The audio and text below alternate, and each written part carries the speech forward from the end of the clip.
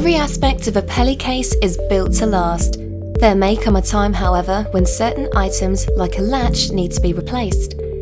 Each latch is held in with stainless steel pins, and just like the case, they are built to stay in there for life, so there's a certain knack to removing them.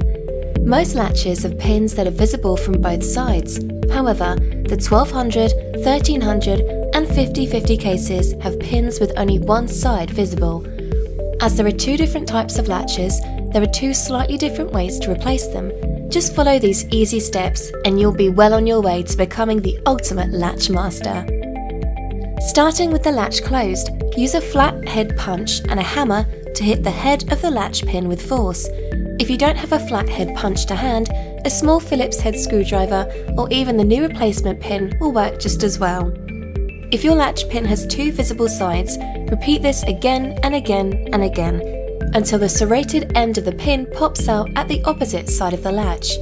Use pliers and a hammer to remove the pin from the latch rib and lift off the old latch. If your latch pin only has one side visible, hammer until the pin is visible at the opposite side, but not sticking out. Lift the latch and pull away from the latch rib to remove.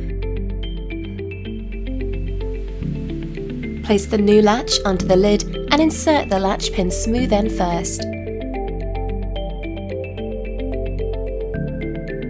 Use the pliers and hammer to drive the pin until it rests flush with the surface of the latch rib.